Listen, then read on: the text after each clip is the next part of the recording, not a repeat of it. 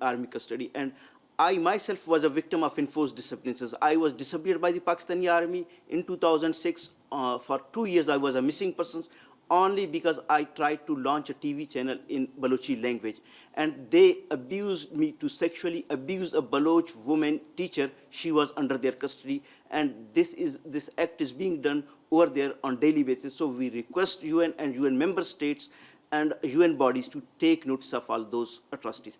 Thank you, sir, for your detailed, briefing. Now I request respected Harry van Bommel.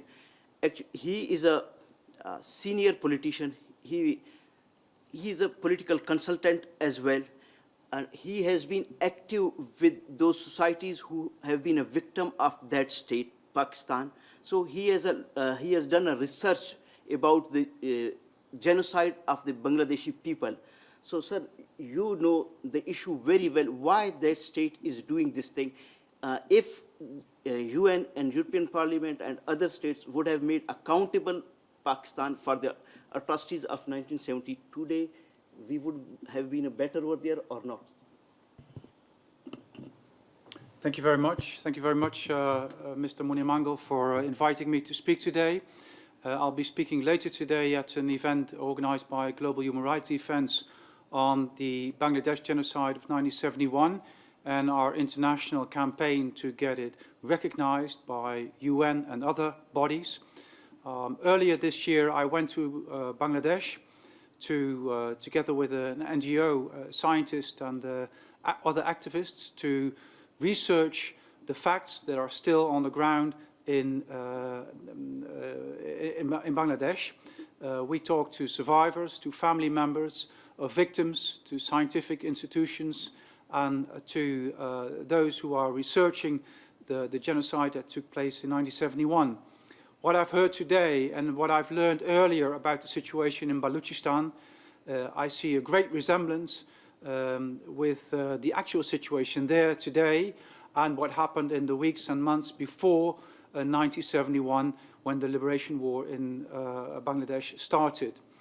Forced disappearance, the people being detained, mass killings, the government involved, and most certainly the rest of the world looking away from the facts on the ground. The facts that are shown today, both in stories and by pictures, are known to the world. The scientific community is aware of what is happening in Balochistan, just as much as the political elite was aware of what was happening in 1971. It is looking the other way. As it was in 1971, it is looking the other way today. Therefore, it is very important to bring the facts to the UN, to European Parliament, and to national parliaments.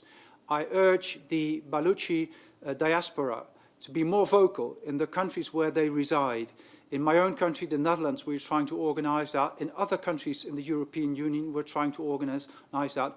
And we want to bring that to national parliaments and to European Parliament.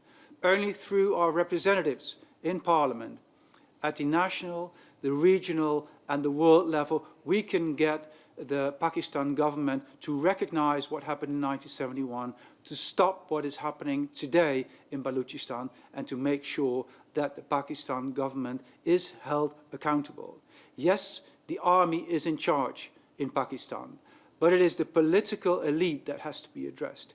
We cannot reach our hands and our arms out to the Pakistan army. It should be done by the Pakistan political elite. And therefore, we should use the world and the regional bodies, political bodies that are there, where we can meet with the political elite of Pakistan and make sure that they hold their army and their generals responsible and accountable for what is happening today. Yes, I mentioned the diaspora of the Baluchis, but also the diaspora of the people from Bangladesh. They should be involved in the international campaign to get the genocide recognized and to hold the Pakistan government accountable for what is happening today in Balochistan. Thank you very much for inviting me, and I hope to be at your service later on. Thank you very much. Thank you, sir.